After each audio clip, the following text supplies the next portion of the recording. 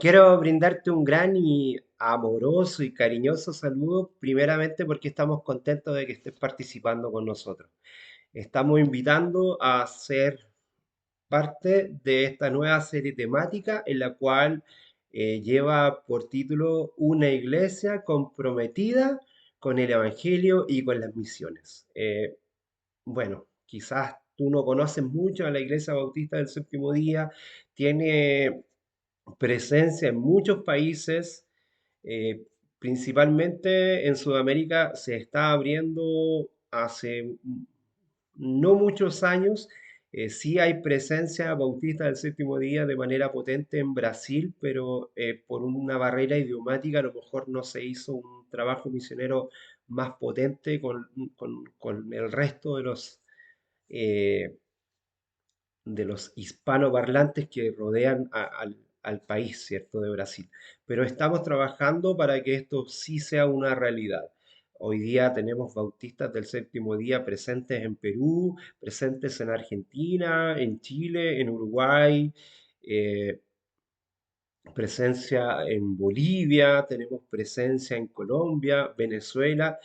Ya hay también hermanos o personas de Paraguay que quieren formar una iglesia allá, que han hecho algunas consultas. E incluso en estos mismos países que te he nombrado también hay curiosidad y hay personas que quieren eh, eh, conocer un poco más de la iglesia para poder sumarse a nosotros, líderes religiosos, pastores que con sus iglesias completas han estado y se han unido a nosotros. Es la experiencia de Colombia, por ejemplo, es la experiencia de Cuba, es la experiencia de otros países también. Argentina, entre ellos. También tenemos presencia en Nicaragua, en Ecuador, una iglesia que lleva otro nombre, pero que está bajo la Conferencia Bautista del Séptimo Día. Ellos tienen presencia también ahí, y así vamos sumando eh, este deseo. No quiero hablar de la denominación en sí, sino porque creo que cada iglesia que Cristo ha levantado a través del Espíritu Santo está llamada a esta misma comisión. Lo que pasa y las diferencias que entre nosotros a veces tenemos ciertas creencias, ciertas miradas, ciertas tradiciones, miradas dogmáticas, eh, que nos diferencian unas de otras, pero en este sentido es el Espíritu de Dios, el Santo Espíritu de Dios, el Espíritu Santo, quien pondrá todo el entendimiento y toda la verdad que está concentrada en una persona que es Jesucristo, que nos llevará a toda verdad. Y que tú y yo debemos amar a todo hermano cristiano, porque si no les amamos, somos unos mentirosos, como dice Primera de Juan. Y si tú no amas a tu hermano, a pesar de que puedan haber pequeñas diferencias, tú estás en la misma comisión, en el mismo deseo, en la misma, en el mismo espíritu y en el mismo trabajo el que el Señor te dejó, la gran comisión. Ir por todo el mundo y predicar el Evangelio. En esta oportunidad quisiera mencionar lo siguiente. Vamos a hablar de por qué la iglesia debe estar involucrada en las misiones. Para eso quiero invitarte a que entremos en un texto base que se encuentra en Lucas capítulo 4. Pero a diferencia de lo que hacemos siempre, que leemos solo un versículo, en esta oportunidad quiero invitarte a que leamos tres versículos, porque así tendremos una mayor claridad, un mayor entendimiento más profundo de lo que quiero presentar en este momento. Así que te invito a que puedas abrir tu Biblia en Lucas, en el capítulo 4, en el Evangelio de Lucas, capítulo 4, versículos 17, 18 y 19. Del 17 al 19. Dice, y se le dio el libro del profeta Isaías, y habiendo abierto el libro, halló el lugar donde estaba escrito, el Espíritu del Señor está sobre mí, por cuanto me ha ungido para dar buenas nuevas a los pobres, me ha enviado a sanar a los quebrantados de corazón y pregonar libertad a los cautivos y vista a los ciegos y poner en libertad a los oprimidos, los que están presos de sí mismos.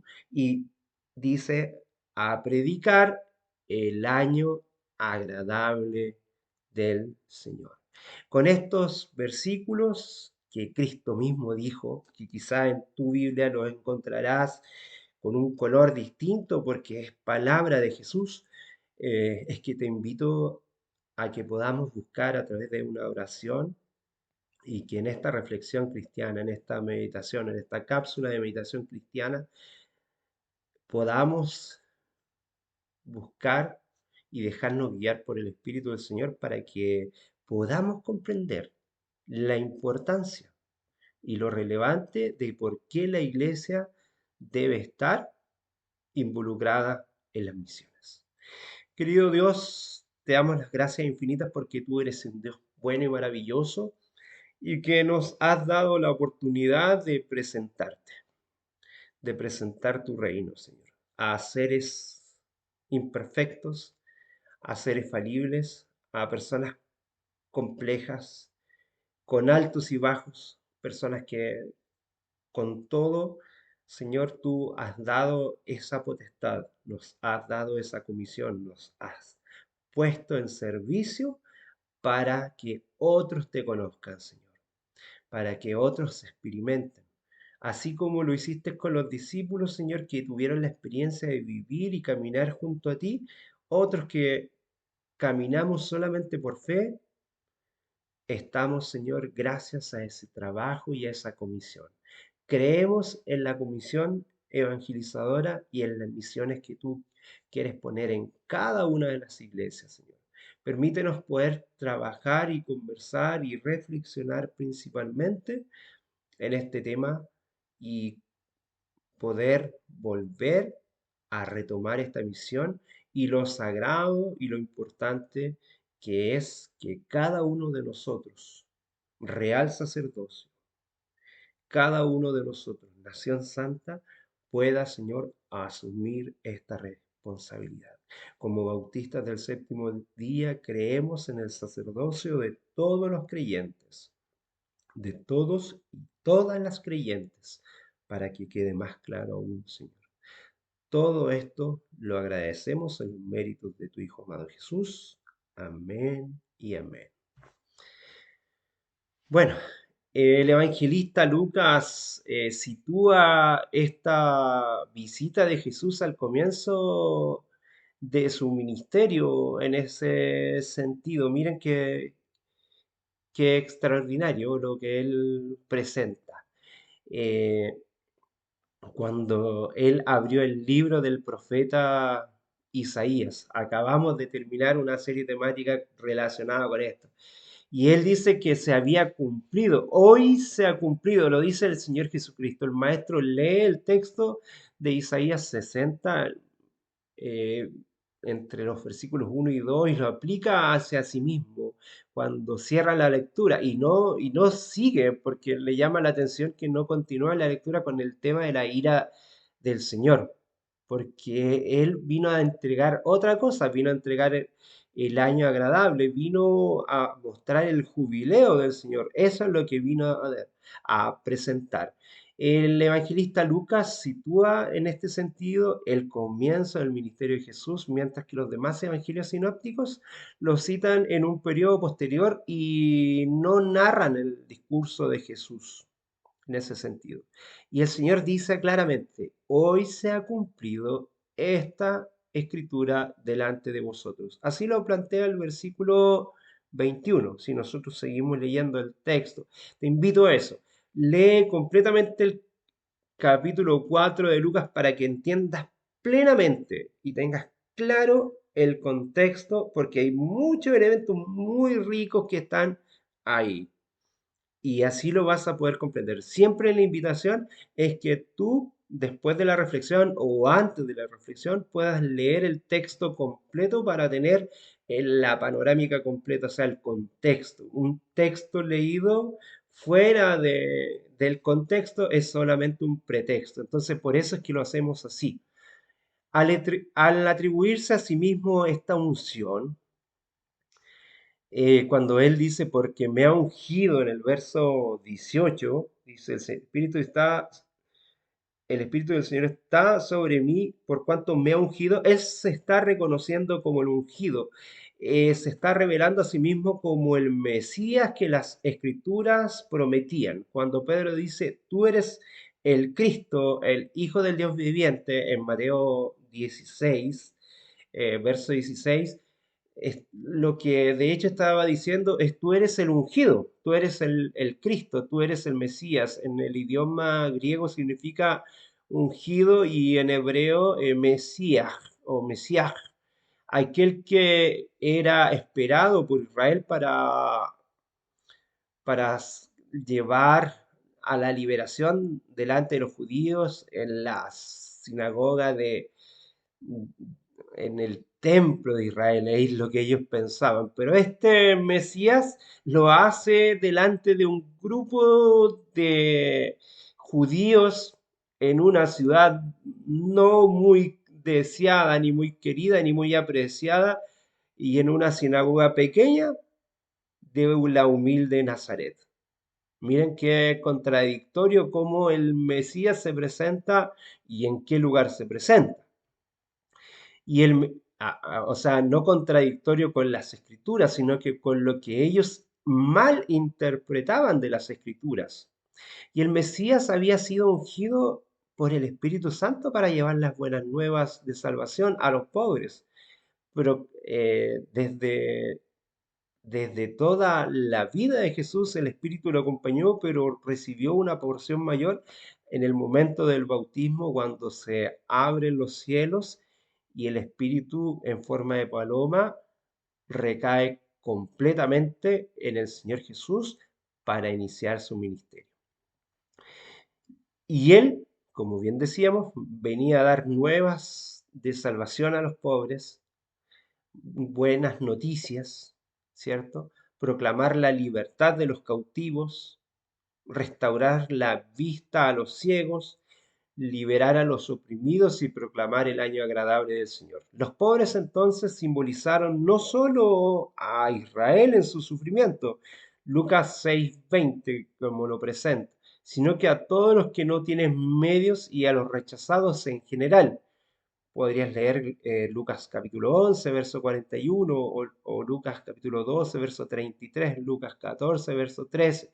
La palabra ciego también puede usarse simbólicamente para referirse a los que no tienen una claridad o una mirada espiritual, que no se dan cuenta que han recibido el regalo de la salvación. Lucas capítulo 1, podrías leer Lucas capítulo 2, versos 29 al 32, Lucas 14, verso 13. Pero también se refiere a estas personas con una discapacidad física. Lucas presenta mucho, en el capítulo 18 del verso 35 al 43 también nos muestra a otras personas. Hechos capítulo 9, versos 18 y 19, podemos ver ahí también. La libertad también puede detonar la liberación del poder de Satanás, estar libres de la esclavitud, libres literalmente de la deuda del pecado, porque ya Cristo ha pagado por ella. Eh, Libres del poder que Satanás puede tener por sobre nosotros. Yo te invito a que puedas leer el capítulo 13 de Lucas, versos 10 y 17, el capítulo 11 de Lucas. Si no lo quieres leer completo, lee el verso 4. Pero ¿saben algo muy interesante es que el año aceptable del Señor nos recuerda al año del jubileo. Algo que ocurría, eh, siempre habían periodos de 7 años en que el Señor permitía un descanso, era un año sabático para descansar la tierra, pero cuando esto se multiplicaba por 7, o sea, en el año 49, ya en el 50, cuando pasaban 50 años, venía el año del jubileo, cuando las propiedades, por ejemplo, rurales, urbanas que habían sido vendidas, volvieran a sus dueños originales. Si es que alguien tenía una deuda, se perdonaban las deudas. entre las familias. También el israelita que había sido vendido a un compatriota como un esclavo, porque el Señor, mira, imagínate, fue tan respetuoso que respetó incluso las costumbres. El Señor jamás quiso que existiera la esclavitud, pero respetó hasta las costumbres que se habían originado con la entrada del pecado. Habían personas que dentro del mismo pueblo de Israel tenían esclavos por deuda de otras familias y en ese año del jubileo eran liberados, eran puestos en libertad. O también que estuvieran en manos de extranjeros, tendrían que ser rescatados por algún familiar, si alguien era de otro origen. En resumen, el Mesías que estaba allí en esa sinagoga de Nazaret pequeñita, ¿cierto?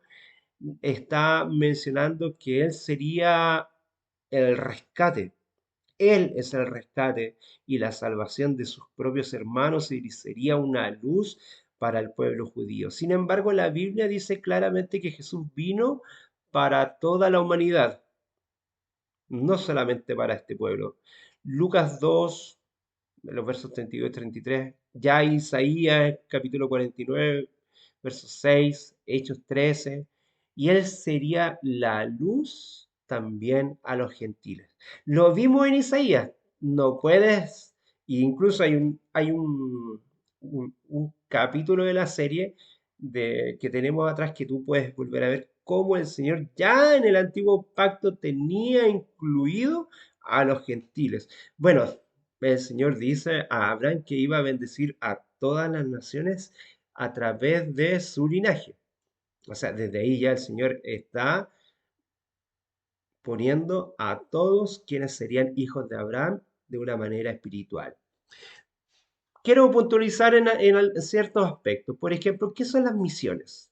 Las misiones, como un concepto plural, ¿cierto?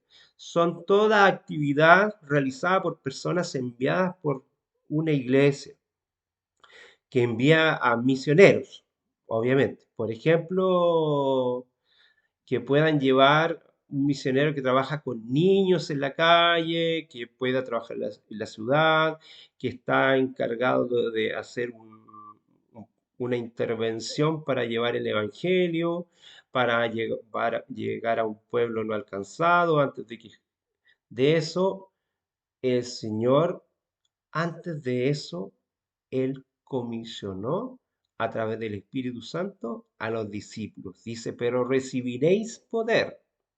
Eso aparece en Hechos capítulo 1, verso 8, dice, pero recibiréis poder cuando haya venido sobre vosotros el Espíritu Santo y me seréis testigos en Jerusalén, en toda Judea, también en Samaria y hasta lo último de la tierra.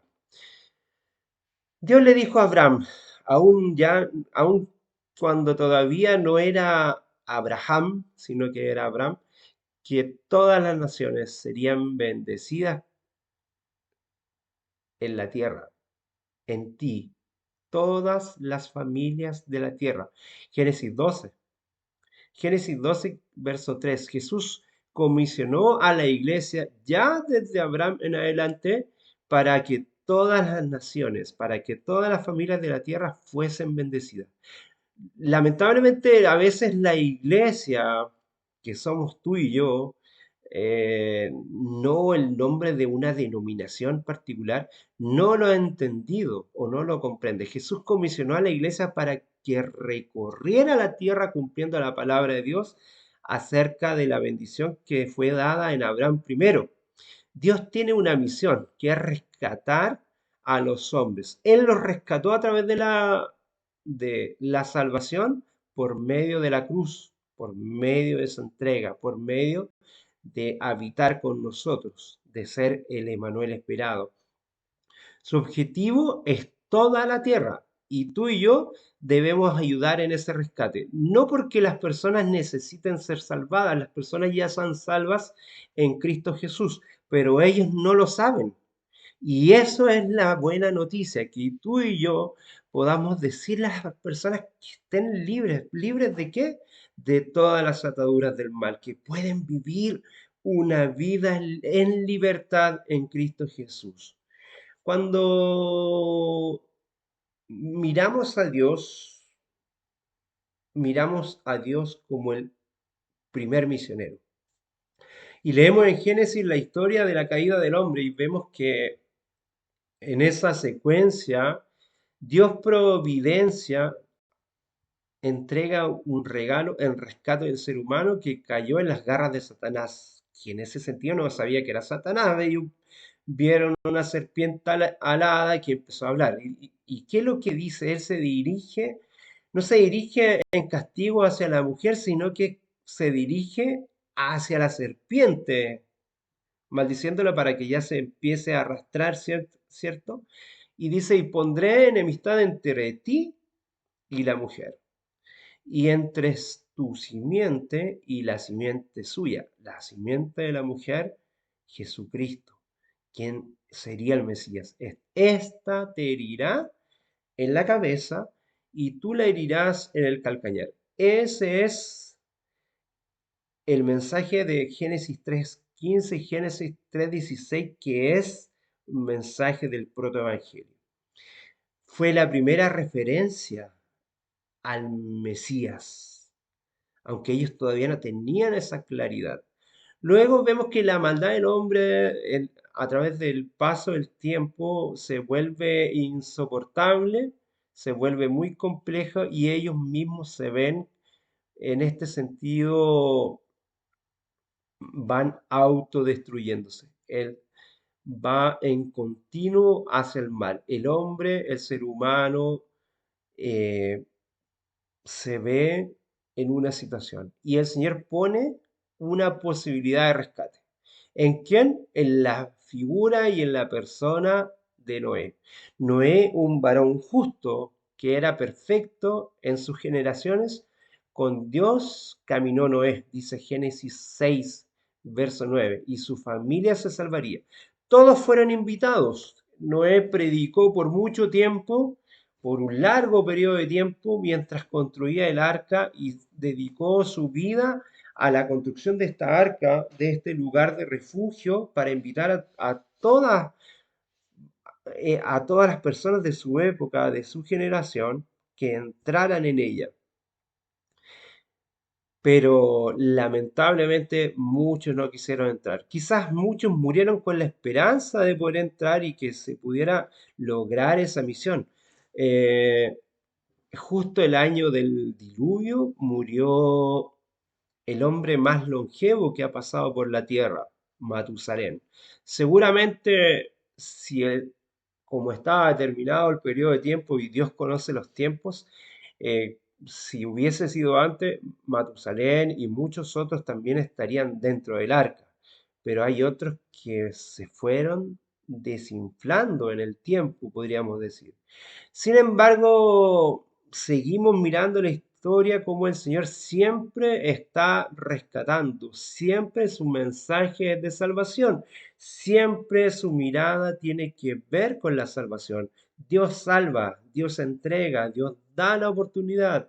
Entregó esta arca, un barco gigante donde los animales fueron capaces de entrar y el ser humano, a pesar de ser predicado por 120 años de tiempo, no fue capaz de comprender el mensaje. Los animales, al entender la voz de Dios, entraron de dos en dos para poder preservar la especie de cada uno de ellos. E incluso dice la escritura que los animales limpios, eh, hay un capítulo que es Levítico 11, que nos dice cuáles son los animales limpios y cuáles son los inmundos. Dice que de esos animales limpios entraron siete parejas, porque, bueno, no quiero entrar en ese tema así tan profundo porque no quiero perderme de lo que estoy hablando, pero solo una pincelada y es porque con el diluvio se iba a perder toda vegetación hasta que el hombre volviera a plantar, a sembrar y a recoger del fruto, eh, tuvo que comenzar a comer carne. Por eso el Señor preservó eh, 7 parejas de animales que, como dice Levítico 11, pueden ser comestibles. Sin embargo, los descendientes de Noé continuaron apartando del Señor, porque ese es el pecado, apartarse del Señor. Más tarde, Nimrod, eh, un hombre que confiaba en él y no confiaba en Dios, con- eh, quiere ser el dueño del mundo y gobernar él. Y eso lo hace a través de una torre fuerte, de modificar una ciudad y que todo aquel que vivía bajo sus murallas debía servirlo. Génesis 11, del verso 1 al 9, nos muestra la historia de la torre de Babel y cómo el Señor confunde las lenguas para que las personas se esparzan por la tierra, que era lo que el Señor quería, que siempre se pudieran esparcir por la tierra para que el mensaje pudiese ser presentado. Es algo muy interesante que da para otro tema, que Sem, eh, por la cantidad de años que vivía las personas en ese tiempo, Sem todavía vivía cuando Abraham es llamado a su misión a los 75 años de edad. Claro, Sem vivió por sobre 700 años. No es el tema ahora, pero imagínate que Sem todavía vivía cuando estaba Abraham, cuando Abraham tuvo a sus hijos, Ismael, y tuvo a Isaac. Cuando Isaac todavía estaba vivo, todavía vivía Sem, el hijo de Noé, el cual viene toda la raza semítica, ¿cierto? Es otro tema, es para otro estudio, para otras reflexiones, pero solamente lo quería nombrar como una pincelada porque me parece extraordinario cómo el Señor muestra, o sea, cómo nos podemos apartar del mal, o sea, podemos apartar del bien, aún viendo la historia reciente y cómo tú sabes que a tanta distancia vive el hombre que experimentó el diluvio. Y ya el ser humano se había apartado nuevamente del Señor. Por eso es que el Señor llama a un hombre en un lugar apartado. Dice que Jehová había dicho a Abraham, vete de tu tierra y de tu parentela y de tu casa, de la casa de tu padre y de la tierra a la tierra que te mostraré. El Señor no le dice a dónde se tiene que ir. Le dice, Abraham, vete de tu tierra, vete de tu comodidad, sal de tu lugar de confort, sal del lugar en que tú estás confortable y vete de tu parentela. Deja a los que están al lado tuyo de tus comodidades, tu zona de confort y de quién te puede proteger y empieza a vivir por fe, porque de ti haré una gran nación y te bendeciré y engrandeceré tu nombre. Me costó mucho decirlo. Y serás bendición. Bendeciré a los que bendijeren y a los que te maldijeren los maldeciré. Y serán benditas, mira, aquí vuelvo a repetir, y serán benditas en ti todas las naciones de la tierra. Y se fue Abraham como Jehová lo dijo, y Lot fue con él, y era Abraham de edad de 75 años cuando salió de Aram. Tomó pues a Abraham, a Sarai su mujer, y a Lot, hijo de su hermano, y todos sus bienes que habían ganado, y a las personas que habían adquirido en Aram, y saliendo para ir a tierra de Canaán, y a tierra de Canaán llegaron. Él no sabía claramente hacia dónde iba. Eso lo presenta Génesis 12, versos del 1 al 5 principalmente. Imagínate que el Señor es capaz de llamar, el Señor es extraordinario. Primero llama a una persona de un lugar que estaba en comodidad. Él estaba en Ur de los Caldeos. Si tú lo miras ahora, Ur de los Caldeos era Babilonia. O sea, al igual que el tiempo del fin, el Señor te llama a salir de Babilonia. Ya en este periodo de tiempo, más de 4000 años atrás, el Señor llama a Abraham a salir de la comodidad, del engaño, de la mentira, de un lugar de idolatría. Les invita a salir de Babilonia para vivir por fe. A un viejo, a un hombre mayor de 75 años. Podría haber llamado a una persona de 25, pero el Señor quiere hacer maravillas con aquellos que incluso son personas complejas, difíciles y difíciles de moldear. Abraham no fue un gran ejemplo ni se dejó moldear fácilmente. Gran parte de las cosas que él se equivocó fue porque él quiso hacer el plan de Dios a su manera. Y tú lo sabes bien, quizás como cristiano, sabes todas las decisiones erróneas y equivocadas que él hizo por querer hacer el plan a su tiempo, de su forma, a su manera, sin esperar quizás las señales. En un principio comenzó súper bien, pero siempre el ser humano trata de hacer las cosas a su manera. Y eso también nos pasa a nosotros como iglesia.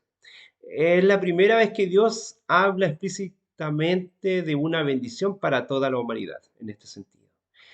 Recuerda que Dios no solo estaba prometiendo esto para los descendientes de Abraham, dice que serán benditas todas las naciones. Yo quise poner énfasis en ese pasaje, dice, y serán benditas en ti todas las familias de la tierra.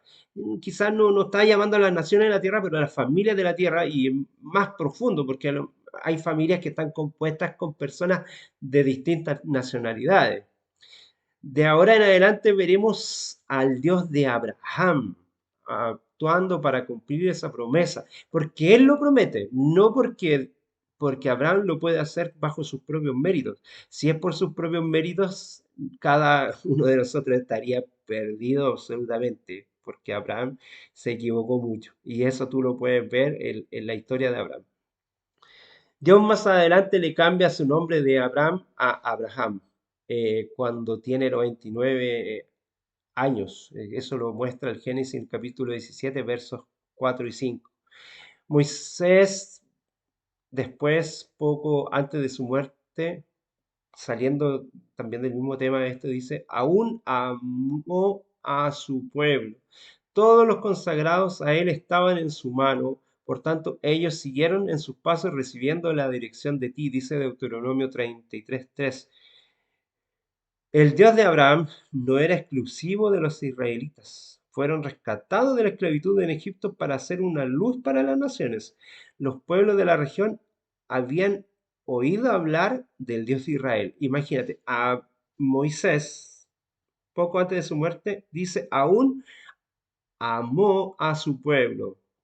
Todos los consagrados a él estaban en su mano, por tanto, ellos siguieron en sus pasos recibiendo dirección de ti en Deuteronomio 33. ¿Por qué?